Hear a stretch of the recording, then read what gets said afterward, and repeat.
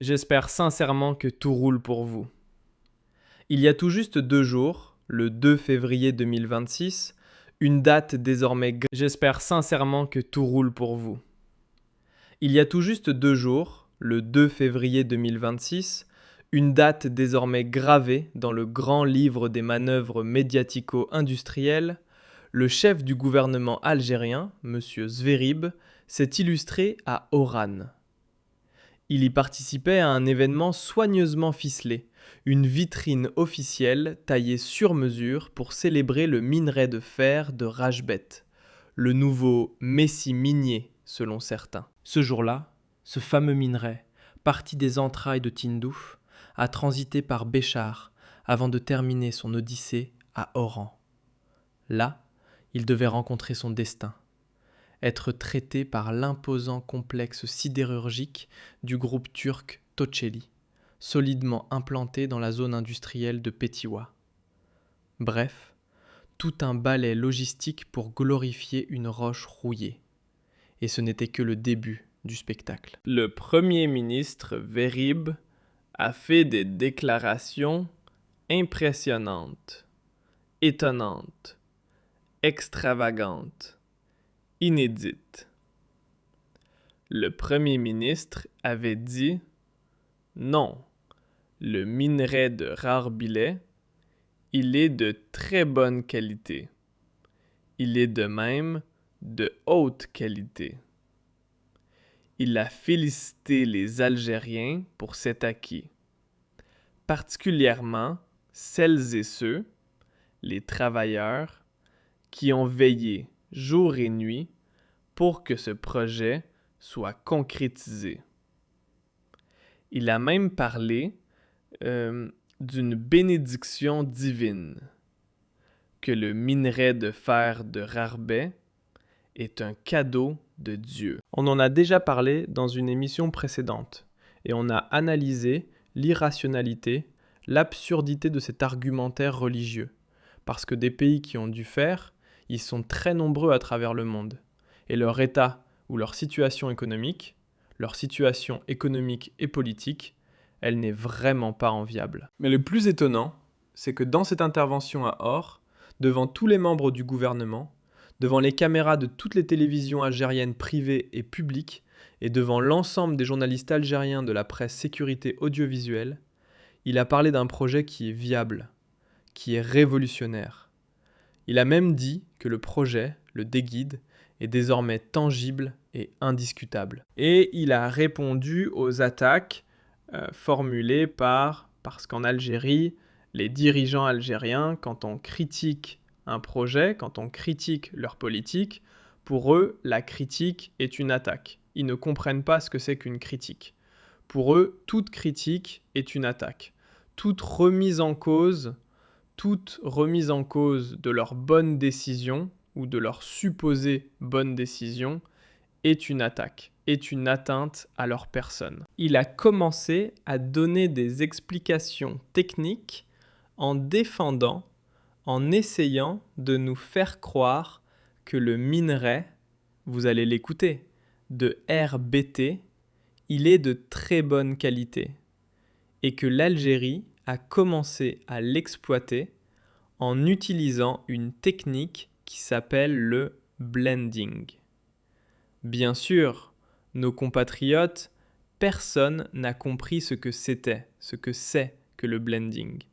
Donc c'était un mot en anglais. Il n'a pas eu le temps d'expliquer le blending. Après, il a parlé des crémages. Après, il a dit « Plus on va dans la profondeur, plus nous allons voir, où nous allons trouver, où nous allons obtenir un minerai avec une très bonne qualité, avec une teneur en fer très élevée. » Est-ce que tout cela est vrai ? Est-ce que Zverib avait proclamé des vérités qui sont scientifiquement prouvées ? Est-ce qu'il avait utilisé une logique scientifique pour nous convaincre que le minerai de fer DG, il est de très bonne qualité ?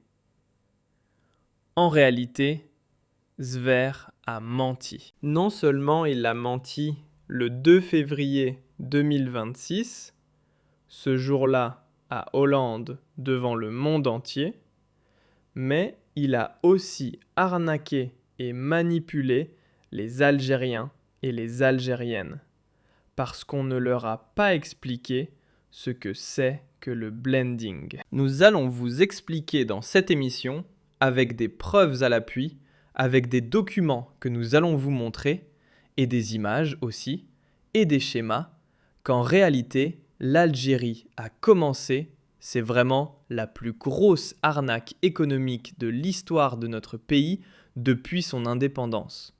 L'Algérie a commencé à produire de l'acier à partir du minerai de fer de Herbet, en utilisant le minerai de fer de Herbet, mais en important un autre minerai de fer depuis l'étranger, pour le mélanger avec le minerai de fer de Herbé-Bilé, parce qu'il n'est pas de bonne qualité.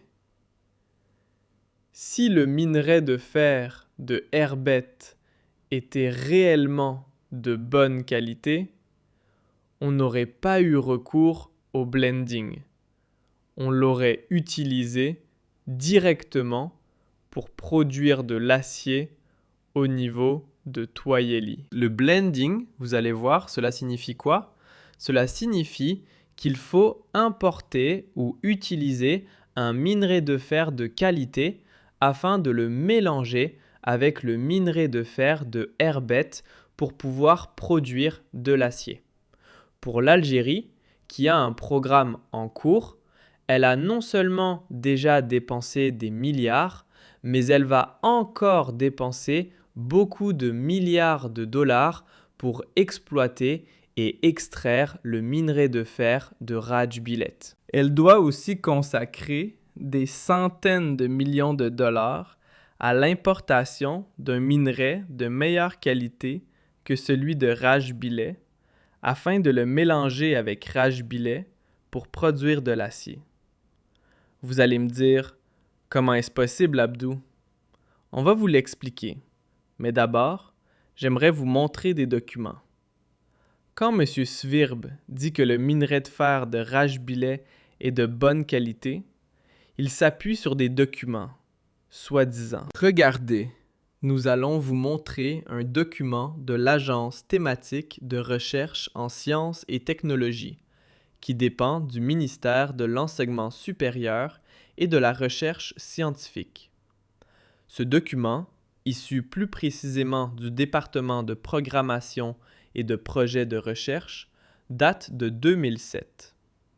Il s'agit d'un projet, d'une enquête scientifique, d'une recherche, justement, consacrée au traitement du minerai de Rajbilet. Regardez ce que dit ce document. Le minerai de fer de Rajbilet n'est pas exploité en raison de sa teneur élevée en phosphore et surtout de sa structure oolithique. Si les réserves de ce gisement peuvent représenter un immense apport potentiel pour l'économie du pays, c'est uniquement si ce minerai est enrichi en fer et que sa teneur en phosphore est réduite par des procédés adéquats. Donc M. Svirib, qui a affirmé dans sa prise de parole à Hang s'appuyer sur sa propre expérience, on ne sait pas laquelle, parce qu'il a commencé à parler comme un imam. D'abord, il parlait de bénédiction divine, de cadeau de Dieu. Il a commencé à citer le Coran. Donc, est-ce un scientifique ou un imam? En tout cas, sur les deux registres, il a échoué, puisque le fer n'est pas une bénédiction divine. Dans de nombreux pays, à travers le monde, à travers la planète, il y a beaucoup de fer, et Rajbet n'est pas de bonne qualité. Et ce document que nous vous montrons le démontre amplement. Ce n'est pas un document marocain, ce n'est pas un document français, ce n'est pas un document israélien ou qatari. Cela vient d'un département de recherche d'une agence gouvernementale algérienne, qui est l'Agence thématique de recherche en sciences et technologies. Dans ce même document, voilà ce que l'on nous dit. Pour être beaucoup plus précis, À l'heure actuelle, il n'existe pas de procédé industriel sûr. Je dis bien à l'heure actuelle, il n'existe pas de procédé industriel sûr et propre permettant l'enrichissement et la déphosphoration des minerais de fer oolithiques phosphoreux. Cependant, de nombreux travaux de recherche ont été réalisés et sont en cours dans le monde, notamment dans les pays disposant de gisements de minerais de fer de grande importance. Les procédés proposés sont basés sur des traitements permettant l'enrichissement du minerai de fer et la libération du phosphore lié au fer en disloquant les oolithes. Donc, c'est un langage scientifique. Ce document d'une agence gouvernementale algérienne chargée justement d'une enquête, d'une recherche scientifique sur le minerai de fer de Billet, nous affirme qu'il n'existe pas de procédé industriel sûr. C'était en 2017. Vous allez me dire, 7 ans plus tard, cela peut évoluer. Sauf que le 2 février 2026, quand il a fait cette affirmation devant les caméras de télévision algériennes, il a parlé d'un autre procédé. Il n'a pas parlé de phosphore.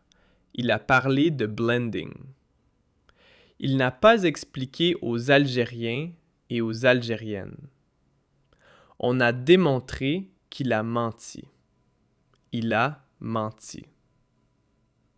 Il y a d'autres recherches qui ont été menées par des universitaires algériens. Je vous donne une autre référence, un autre document que vous allez pouvoir voir. C'est une thèse qui a été réalisée par des chercheurs algériens qui relèvent de l'université Abdourahmane Mira de Béjaïa, au niveau de la faculté de technologie et du département des mines et des géosciences. Donc, département des mines et des géosciences. C'est une thèse qui est intitulée Analyse et caractérisation du minerai de fer de Raj Billet à Tindouf, en Algérie. Elle a été effectuée, réalisée, cette thèse de recherche, entre 2018 et 2019. Donc elle est très récente. On ne peut pas dire qu'elle n'est pas du tout récente. Et dans sa conclusion générale, c'est une thèse de 91 pages, vous allez la voir, elle va défiler. Regardez ce qui est dit dans la conclusion générale. Le gisement de Raj Billet est l'un des plus grandes,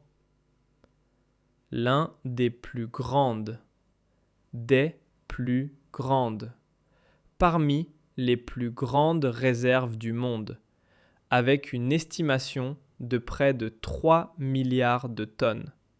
Ça, on l'a dit. La longueur et la distance pour l'évaluation du minerai vers le nord du pays doivent être réduites pour le transport ferroviaire, etc. Voilà ce qui est expliqué. Des ajustements techniques doivent être réalisés afin de l'adapter au transport du minerai de fer de Raj Billet. Par contre, l'élimination du phosphore par les procédés chimiques est impossible. L'élimination du phosphore par les procédés chimiques est impossible en raison des problèmes de pollution ainsi que des coûts des réactifs et des investissements. Des procédés physiques ont été proposés pour la déphosphoration du minerai de fer par le traitement thermique, le grillage magnétisant et magnétique. Donc il faut des méthodes assez complexes et coûteuses pour pouvoir nettoyer ou laver le minerai de fer de Raj Billet et lui enlever le phosphore qui le pollue. 2 études scientifiques menées par des chercheurs algériens, par des experts algériens rattachés à des centres universitaires algérien. Maintenant, M. Sverl, quand il parle de blending, qu'est-ce qu'il veut dire, blending? Et c'est là où les Algériens et les Algériennes n'ont pas compris. Le blending veut dire que l'Algérie n'a pas encore lancé la déphosphoration du herbette. Parce que pour enlever le phosphore, pour commencer à nettoyer le minerai de RGBT de son phosphore, pour séparer le phosphore, pour le purifier, il faut lancer un processus industriel. C'est en discussion avec des partenaires chinois qui doivent construire à Tindouf ou à Béchar une grande unité de déphosphoration qui va coûter à l'Algérie entre 1,5 milliard et 2 milliards de dollars. Cet investissement n'a pas encore été effectué, n'a pas encore été accompli. Les discussions avec les partenaires chinois sont toujours en cours et les Chinois négocient des avantages importants pour eux.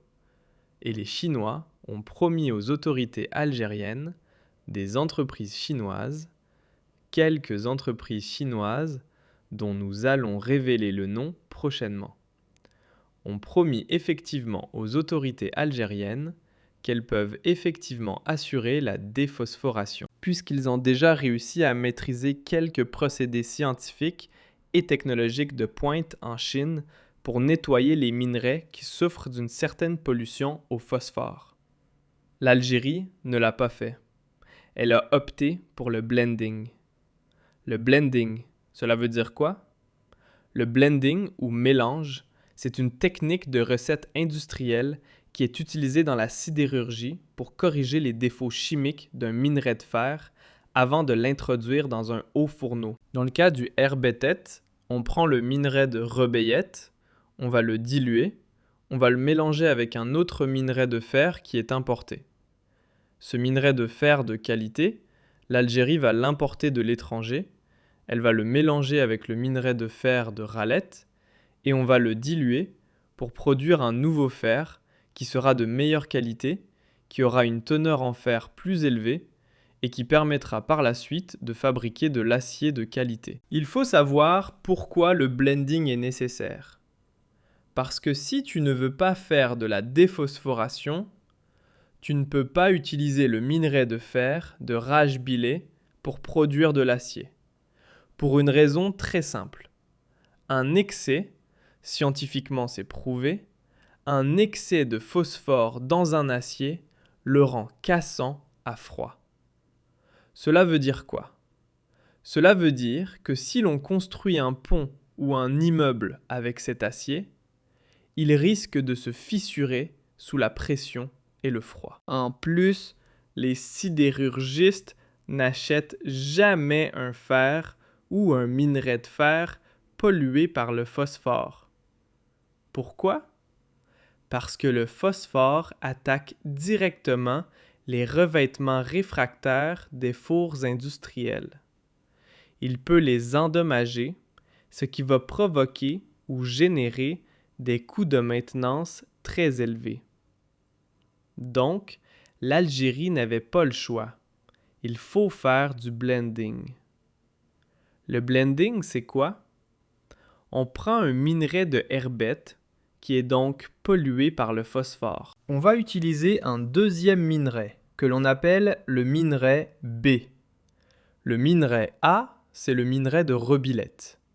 Le minerai B, c'est celui qui contient très peu de phosphore et qui est très fort ou très puissant ou encore qui a une teneur en fer très élevée.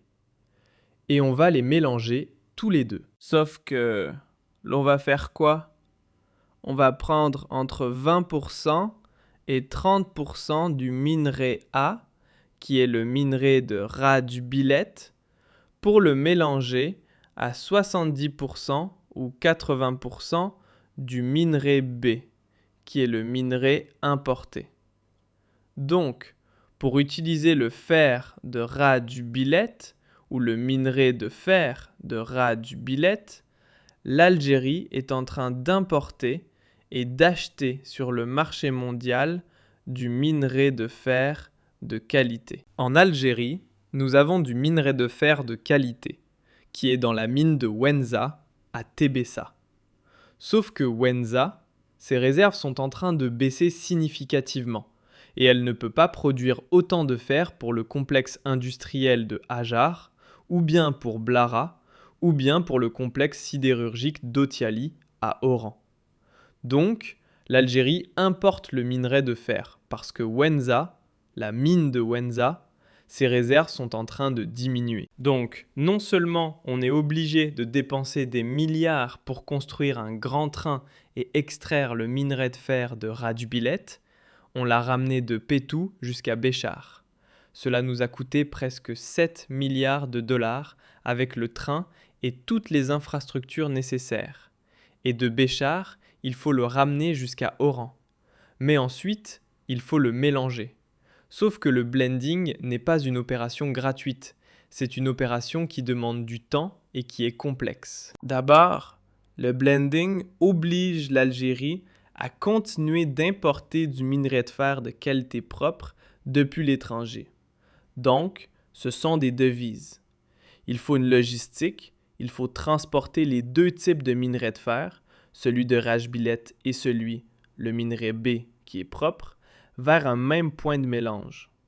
Donc, il faut avoir des unités de stockage. Par la suite, il faut stocker. Par la suite, il faut faut acheminer le fer de Rajbilet jusqu'à, par exemple, Oran. Acheminer le minerai de dilution aussi. Ensuite, il faut des opérations de manutention. Le mélange ne se fait pas d'un coup de baguette magique. Il nécessite des infrastructures de stockage, des parcs à matière et des machines. Et ensuite, il faut homogénéiser les mélanges avec l'enfournement.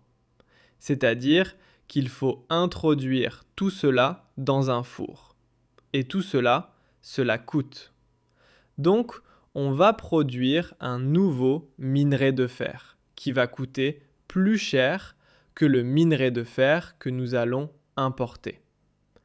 En clair, l'utilisation du minerai de fer de Rarbilé va coûter à l'Algérie plus de 110 dollars la tonne. Alors que, si l'on importe directement depuis l'étranger du minerai de fer qui est propre, il va nous coûter 100 dollars la tonne. Il est impossible, avec la méthode du blending, de produire du minerai de fer propre à moins de 110 dollars. Parce qu'il faut faire de la dilution. Il faut stocker, effectuer la manutention et utiliser des procédés industriels. Tout cela pour convaincre les Algériennes et les Algériens et pour que les dirigeants algériens se persuadent eux-mêmes que le minerai de fer de Rajbet est une bonne affaire.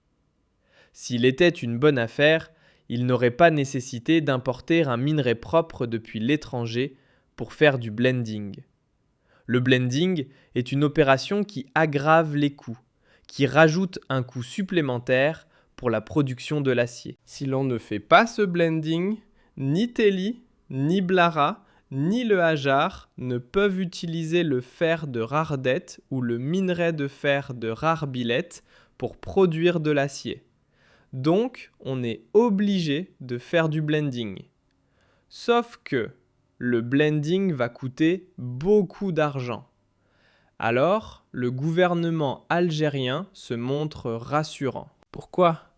Il se dit « Non, au lieu d'importer 100% de minerai de fer propre, on ne va en importer que 70%, puisqu'on va utiliser 30% du minerai de Garadjibilet. » Le gouvernement algérien essaie de faire croire à Tebboune que c'est une opération rentable, puisque le gaz est subventionné. On va utiliser du gaz algérien pour produire de l'acier. Et on va utiliser un train algérien qui revient peu cher, qui va rouler avec du carburant subventionné par l'État algérien. Et c'est l'État algérien qui a dépensé pour ce chemin de fer. Et donc, nous allons maîtriser les coûts. Et donc, nous allons quand même diminuer l'importation, puisque nous allons importer seulement 70% du minerai de fer de qualité, qu'on va mélanger à 30% du minerai de Gara-Djebilet. Ce calcul, il est malhonnête et il est mensonger. Pourquoi ? Le gaz subventionné qu'on donne à Tosiali ou qu'on va donner à Gara-Djebilet pour extraire le minerai ou qu'on va donner comme carburant pour le train, l'énergie que nous allons dépenser, que ce soit l'eau, l'électricité ou le gaz, pour extraire le minerai de Gara-Djebilet, pour l'emmener, pour le transporter à bord d'un train et l'emmener jusqu'à Béchar ou Oran, tout cela, ce sont des coûts. Et ce sont des coûts importants que l'État algérien va devoir supporter et qui vont aggraver, je dis bien qui vont aggraver, la valeur du minerai de Gara-Djebilet. Nous allons terminer par cette conclusion qui est importante. Le gaz, c'est vrai que le gaz algérien, quand il est utilisé par l'Algérie, quand il est donné à l'unité d'extraction de fer du minerai, ou quand il est donné à Tosiali ou à un complexe industriel à Béchar, il ne se calcule pas en devises, il est en dinars. Sauf que ce gaz, on aurait pu l'utiliser pour gagner des devises, puisque ce gaz, on aurait pu l'exporter sur le marché mondial et gagner des recettes en devises. Pour ensuite l'extraire, pour ensuite l'exporter sur les marchés internationaux, pour ensuite tirer des revenus en devises. Donc, ce gaz n'est pas gratuit. L'électricité n'est pas gratuite. Les carburants ne sont pas gratuits. Les matières premières avec lesquelles nous allons soutenir le projet de Gara-Djebilet, ces matières premières peuvent être transformées en matières dérivées industrielles qu'on peut exporter. Ces matières premières peuvent aussi être exportées à l'étranger en brut, et cela peut nous permettre de gagner de l'argent.